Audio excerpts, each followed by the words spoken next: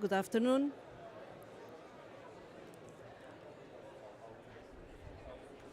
The, the water crisis caused by water scarcity and driven by climate change is a time bomb ready to explode with catastrophic consequences for humanity. Rising temperatures and changes in rainfall patterns, among other climate effects, are drastically reducing available water resources in several regions of the planet, with a special focus on the Mediterranean. This region is a hotspot for climate change, being particularly exposed to the risk of water scarcity and its stress.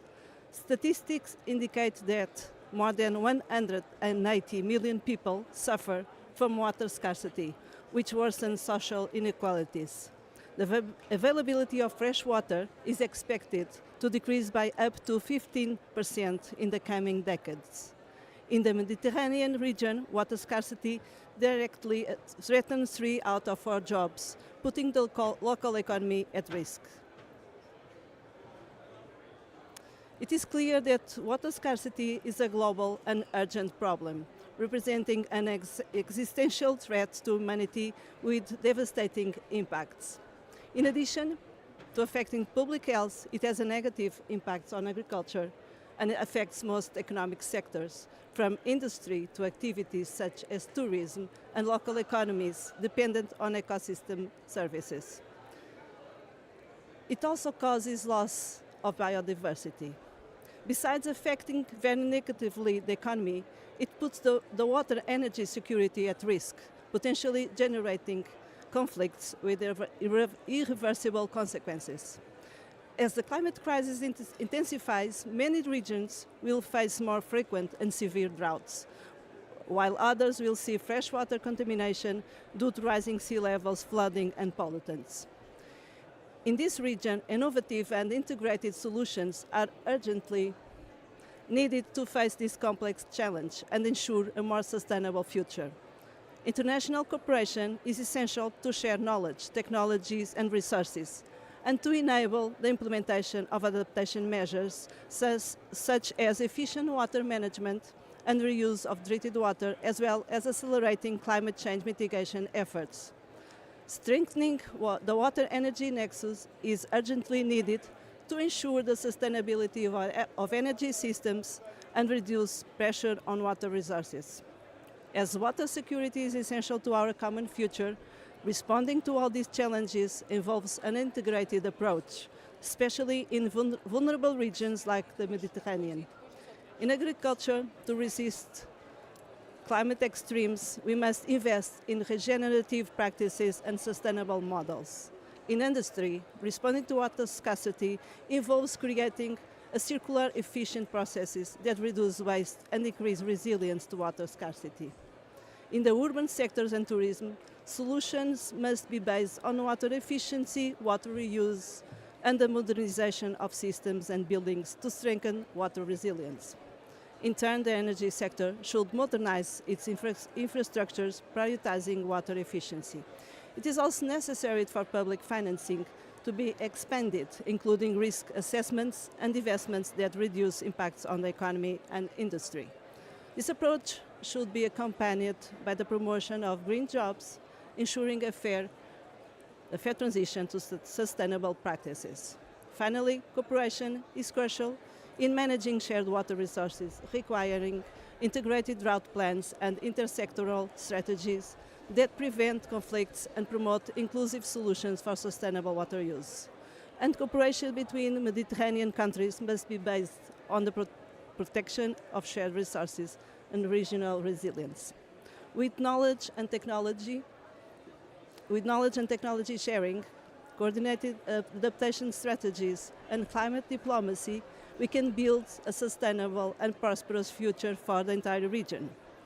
In this session, we brought together a notable group of entities that with their commitment and innovation, we are already concrete examples of this collaboration. These partnerships and initiatives are important because that allow us to face the challenge of water scarcity in an integrated way and prepare the Mediterranean for a more resilient future. This spirit of collaboration more than necessary, represents a lever for effective and lasting solutions. This seminar is a very good example of this collaborative and integrated approach. I believe that together we can transform challenges into opportunities and ensure that the Mediterranean is a global example in the management of its water and climate resources. Thank you.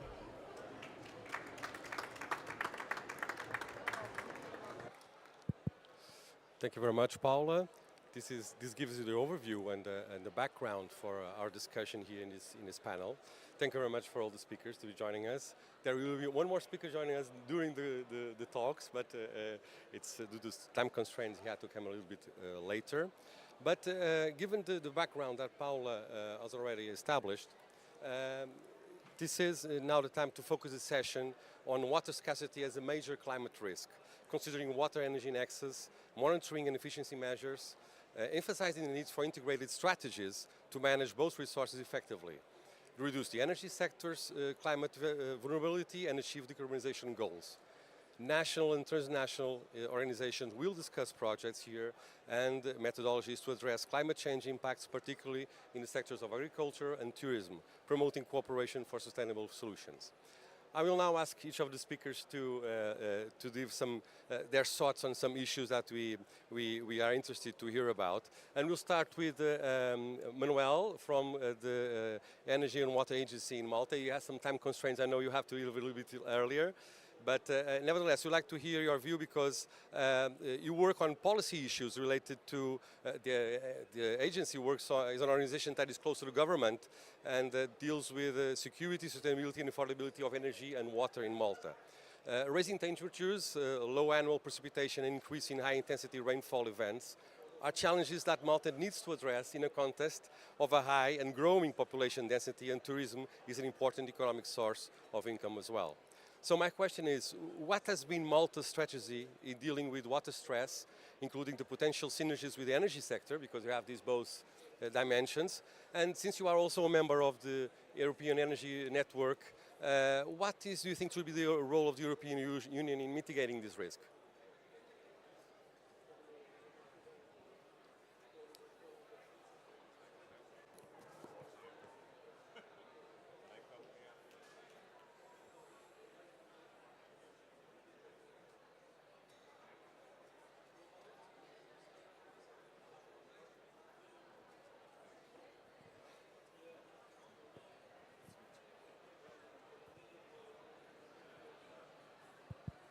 So now should be okay. So it's an interesting question because when you look at the challenges which Malta is facing, so the increased demand for water means that actually we need to produce more water. Also because if we look at the impacts of climate change will reduce our natural water resource base. And all too often we forget that producing water requires energy. And therefore, this inherent link between water and energy in Malta comes from our need to produce water. In fact, desalination of seawater on a commercial scale started back in the 1980s. But our first small distillation plants, seawater distillation plants, go also back to the 1880s, which shows also the need to supplement natural water resources to meet a demand even when the demand was not that large. Now, within a context of linking water and energy, definitely energy efficiency in water production is a mainstay. And not just water production, but water distribution and the whole water cycle. 10, 20 years ago, we would have been looking at energy efficiency just in seawater desalination because of the energy, let's say, requirements of the process. But a lot has been achieved, lowering down the specific energy of seawater desalination from the highs of 7-8 kilowatt hours per cubic meter to less than 3 today. And this has meant that basically has enabled us to look into other aspects of the water cycle itself. So today we're looking at water distribution and energy loss by friction in pipes. We're looking into wastewater treatment and the need to protect wastewater to avoid increased treatment down the line. And therefore, different aspects of energy consumption start going in the whole, let's say, water services provision sector. And are close with, let's say, another point of focus, which is actually how water is consumed. When we look at the homes, a significant part of the water consumed in homes is heated, and that requires energy as well. So water efficiency is also important for energy efficiency itself because of this link between both sectors. Very good. It's a clear example of how energy and water are linked, and there is this nexus between the two. I'll now move on to the Union of the Mediterranean.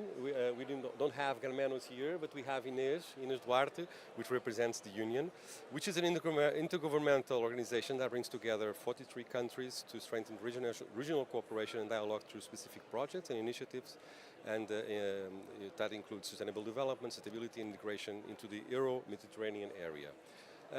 You have a number of projects, a number of initiatives, and you also have a particular attention on climate action. Can you tell us a little bit more about the Union's work on these aspects and how can it inspire us? Yes, thank you very much. It's a pleasure to be here today, and I apologize. I'm replacing my Senior Deputy Secretary General, Ramenos Mastroianni, that unfortunately was not, due to unpredictable circumstances, is not able to be here today. And yes, I mean, at the Union for the Mediterranean, we represent 43 member states from the EU side, but also South Shore of the Mediterranean, trying to foster dialogue and cooperation in the region. We work in many different areas, but also in climate action and in water strategy. Regarding the WEFE nexus, this is an overlap between two different divisions, Gramenos division, another division. How we work in the UFM normally is through platforms, working groups that bring together the line ministries of the 43 member states in terms of fostering dialogue, but also trying to have advancement of policies. What we can say is that whereas in the EU shore, I mean, we have a common market and we're very integrated. Obviously, that's not the same case in the South Shore, and it's why we have international organizations like the UFM. In terms of the WEFA nexus, I wanted also to highlight the fact that the UFM is supporting a network of Mediterranean experts, of scientists that we helped to back a few years ago, roughly in 2016. This is complementary to IPCC reports. It's a network of independent scientists, and just yesterday they released a report. Yesterday it was released, formally released here at the COP, a report on the WEFA nexus. I'm not a scientist, but the UFM is backing them, so I invite you all in your spare time to go and have a look. Because it's really dedicated to the issues of water management in the Mediterranean region. That can be downloaded in the website. Yes, it can be downloaded on the website, on the UFM website, but also on the MEDEC website.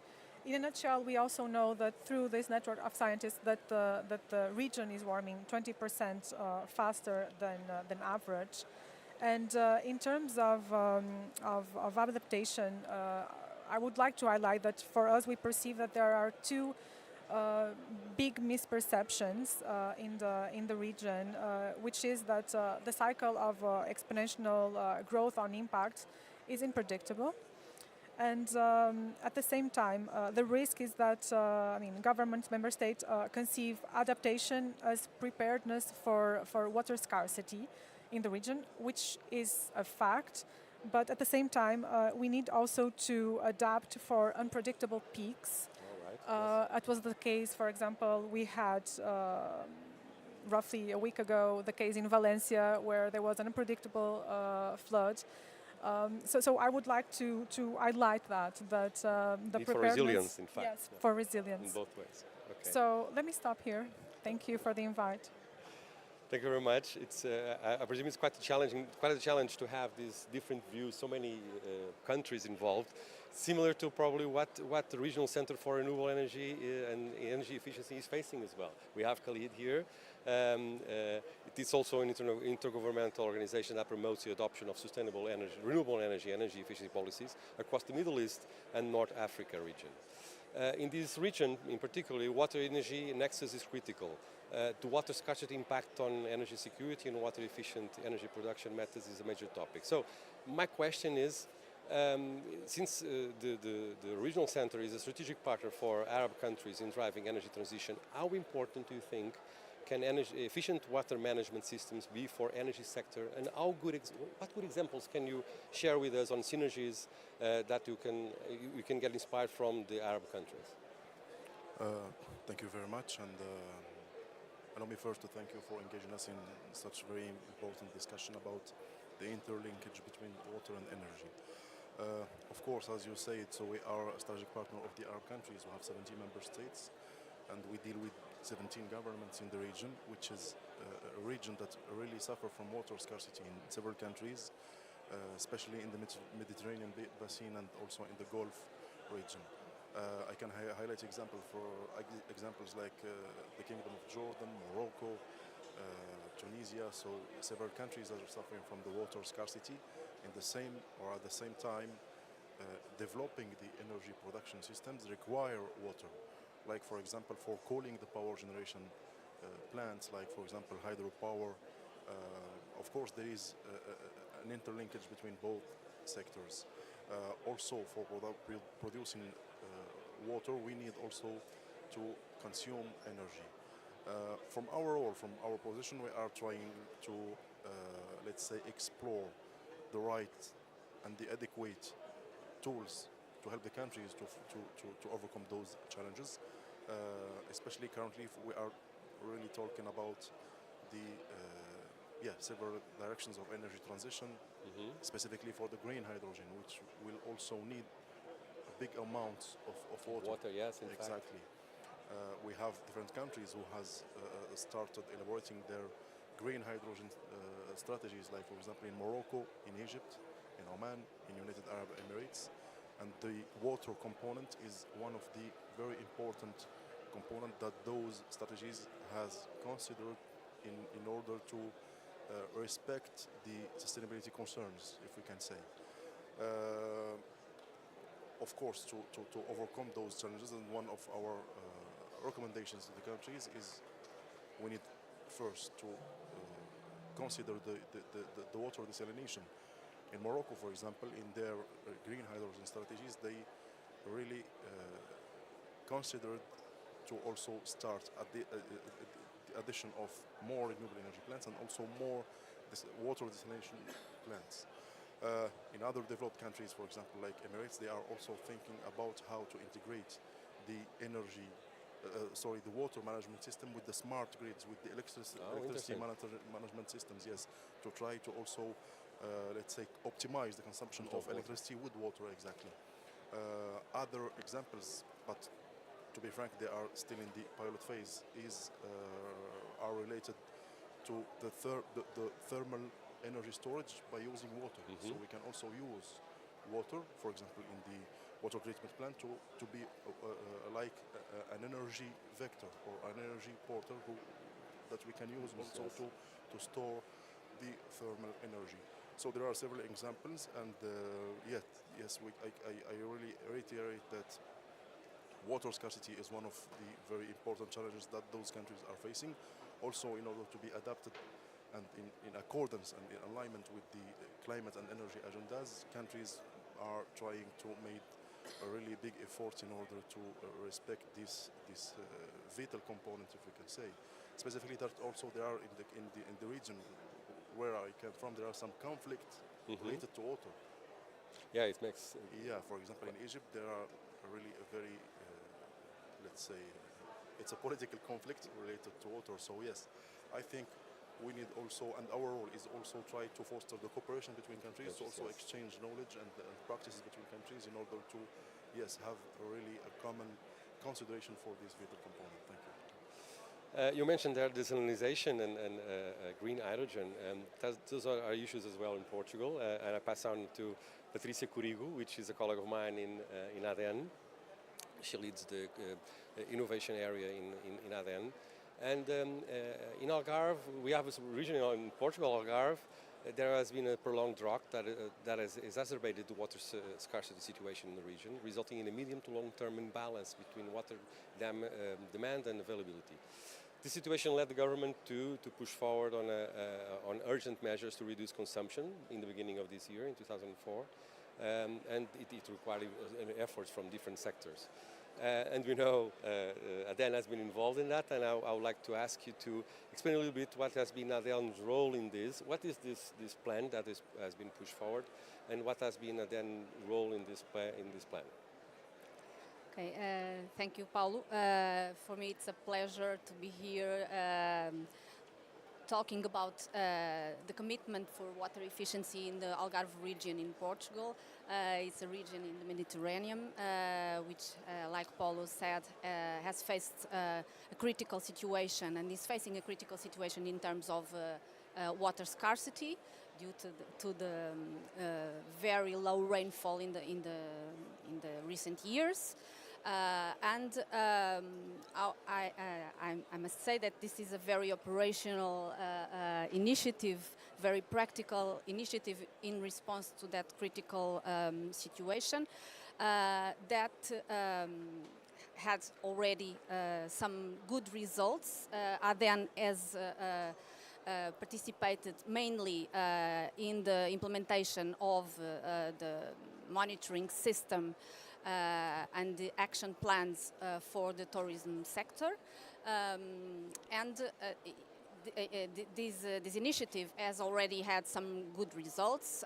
In a very short period of time, we already had 100 hotels and resorts joining the initiative, and with results in terms of reduction of water consumption. Those hotels and resorts have committed with action plans, concrete action plans, with also with measures, water efficiency measures. They had to choose certain measures from 60 possible water efficiency measures that were available for them to choose, and they started to implement those measures. We already had, in more or less 6 months, a 13% reduction in consumption in terms of absolute consumption, and 16% in terms of reduction in terms of water efficiency. In terms of efficiency, so those were very good results. We have structural measures and also quick win measures. Overall, we have half of the measures were already implemented, and I must say that for these results, some key factors, key success factors were crucial, were vital.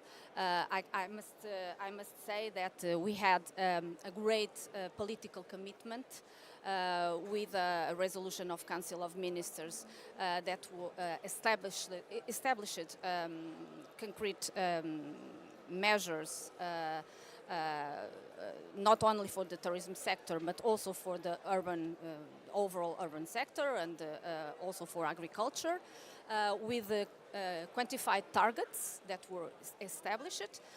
Also, the National Environment Authority had a very important role in the coordination of this initiative, and another success factor was, and this is the collaborative work from all the entities, including the economic sector, the tourism entities, the national entity, authority for tourism, and also the regional association representing the hotels and the tourism sector.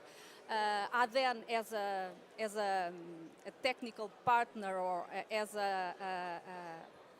an expert with the expertise in water efficiency and water energy nexus efficiency is already a key stakeholder. The communication and the capacity building that was implemented, allowing not only the hotel owners but also the tourists to be more awareness raised and sensible to the problem of water scarcity. There was a campaign, Water is Life, in Algarve that was also very important, and the IT platform that was developed in a very short time, that is available for the monitoring of the results and monitoring of the implementation of the measures is crucial to have the hotels and the resorts participating in the initiative, and those are very important factors for the success of this initiative. Yes, I remember there was a campaign that was also directed to the tourists themselves. When they arrived at the airport, they saw luggage, and they saw the luggage filled with water to a certain level. That illustrated how the amount of water that they could save when they come to the country and be aware of this. So it was a very interesting collaborative effort. Again, having this cooperation in place is crucial for success. Now going to ADP, which is Águas de Portugal, the major group in Portugal. The core business is integrated management of urban water cycle, encompassing all its stages. We had its chairman here this morning explaining a bit about, and also we heard a lot of the work you've been doing as a group, which is quite interesting. You provide actually water to 8 million Portuguese. I was impressed when I read this number. Over 200 municipalities, also water supply and sanitation. So a lot of effort and strength is put here. Obviously you have a strong experience. You explained a little bit this morning as well. But I'd like to hear again, what is the impact of water inefficiency for water supply and treatment companies? How does that affect? And based on the EPAL experiences, which is one of the companies of the group where we work, how can these companies contribute to making cities more water efficient and resilient? Thank you very much, Paulo, for the invitation, and thank you for ADENE to invite ADP for this talking. And can I complement some data from the region of Algarve? Because sure. Please, you are a major player there. Because she works at energy and with the tourism. I work with the entities that that distribute water to the cities and with the municipalities. And one of the great things that we can have done and we are still doing at Algarve is working together. ADENE, EPAL, the municipalities that are here present also, we're working together to fight the scarcity, water scarcity, and at Algarve. And all the uses, all the consumers, the agriculture, the industry, the tourism sector, and the domestic consumption is working together, is working with the same objective: decrease the consumption of water and improve more efficiency. And that's one of the great things that matters in terms of strategic for all kind of situations that we have scarcity, water scarcity in the country. About your question, let me tell some data from the water sector in Portugal. And the first that I think it's very important is we have a strategic plan for water supply, wastewater and stormwater management that has already identified two main strategic objectives: water efficiency, energy efficiency.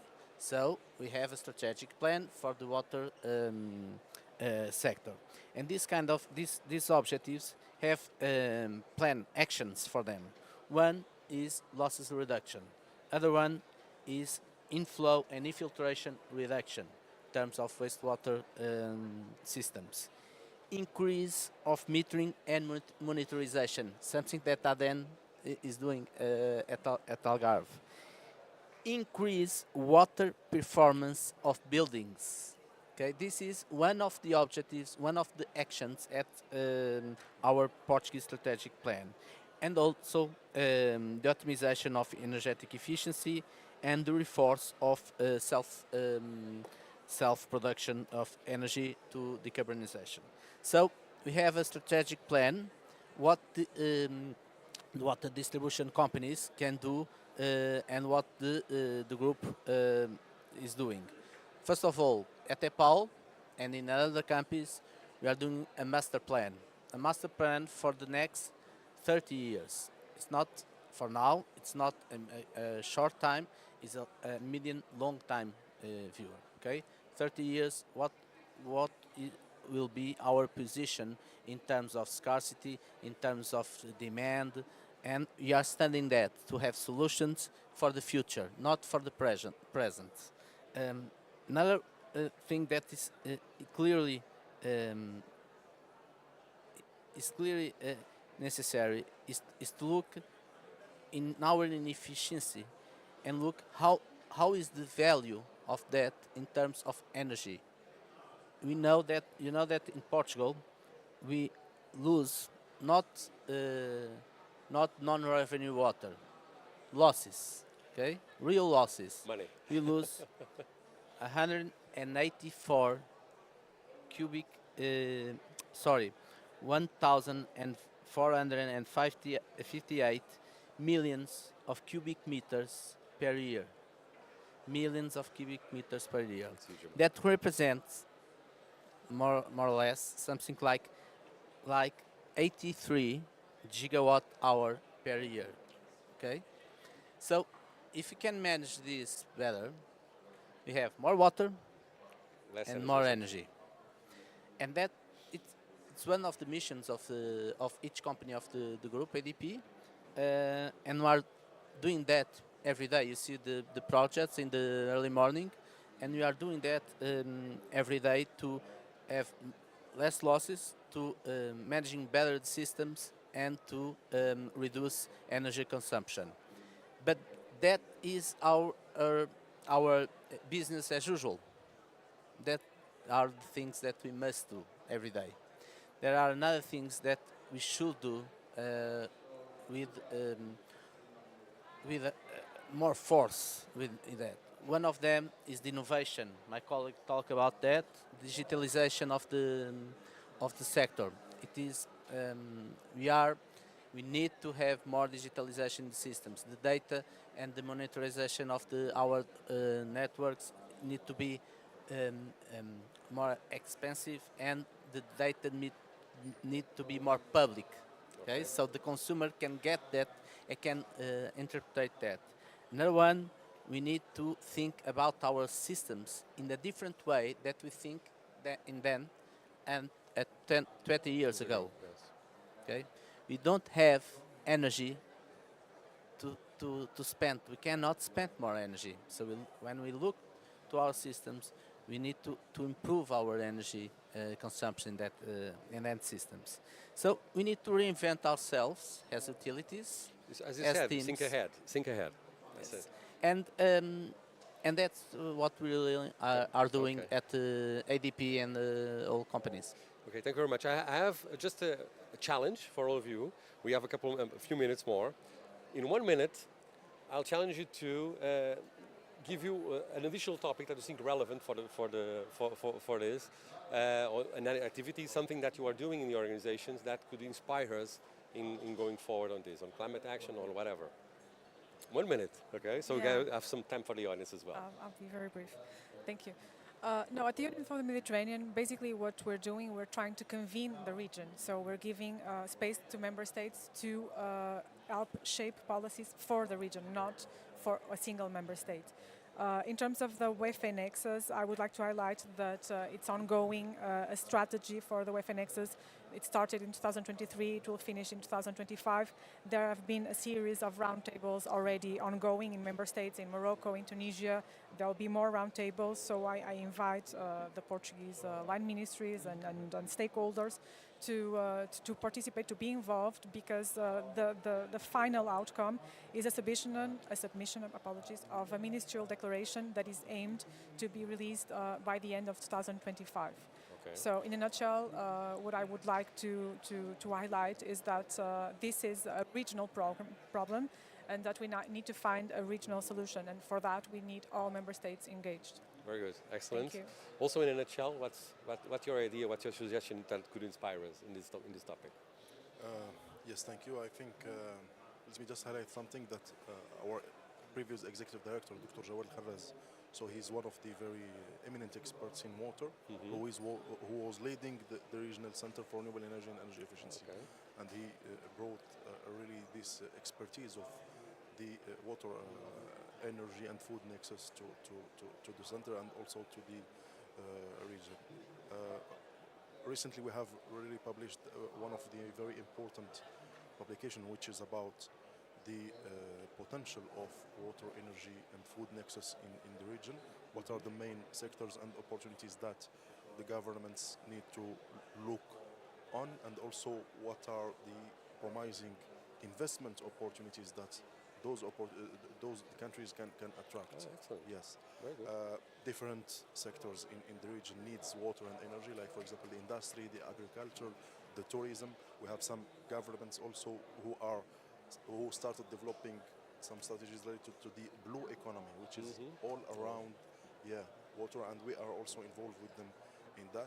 And I think if there is a message or recommendation that I can deliver today, is it will be about cooperation, specifically in the Mediterranean basin between the northern and the southern countries. We are, by the way, cooperating in more on the energy side, like for example under the MEDENER, which is the Mediterranean Network, Energy Agencies Network, and I think we need to think more about how we can also include the water component in this cooperation and exchange the knowledge on that component. Thank you. Right.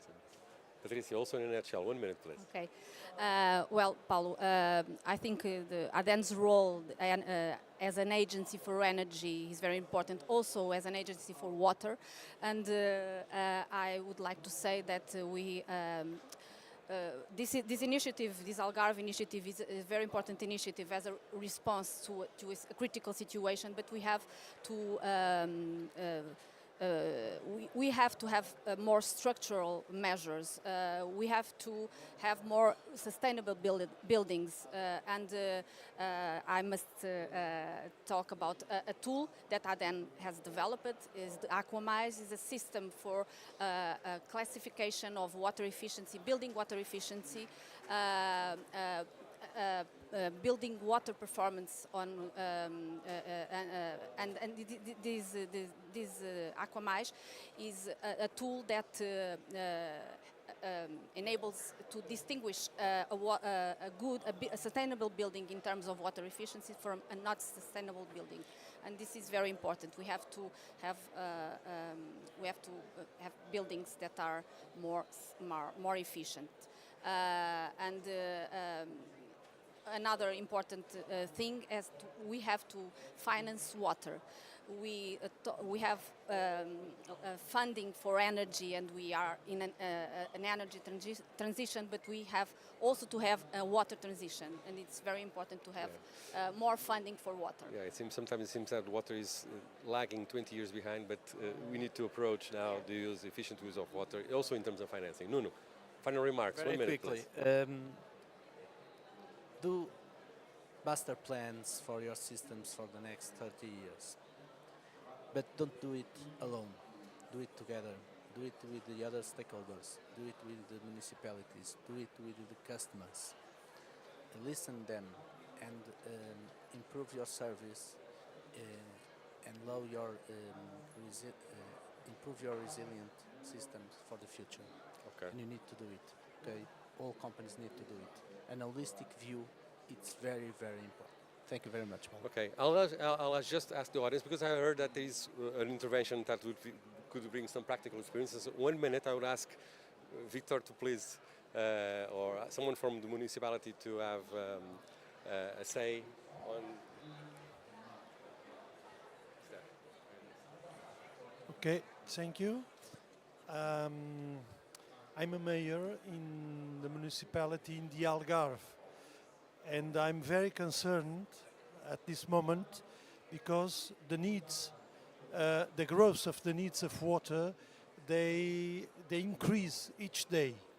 So this is a critical problem for us because we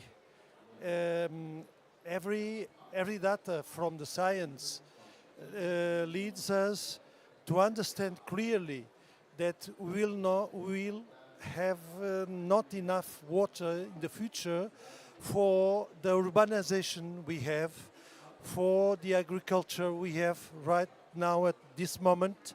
And I can't imagine the future without going ahead a little bit slowly. We have to slowly the growth, and especially and specifically what concerns the water, because we are now in a process of reutilization of water, and we are now in the construction of the central to make water usable, but this is not enough. We have an agriculture sector that grows each day, and this is destruction of the paisage. I don't know the word in English. Yes, landscape. Landscape, yes, I know the word. And above all, it is a mass destruction of the biological systems. It's time to stop this process. And apparently, nobody wants to hear these speeches and these positions that are public in the Algarve, but the main actors, they don't care about the future, and I'm very concerned about that. So yes, that's right, because if you don't slow down, nature probably will stop us. But I would like to thank all our guests for the wonderful contributions. I hope you enjoyed the panel, and see you in the next opportunity. Thank you very much.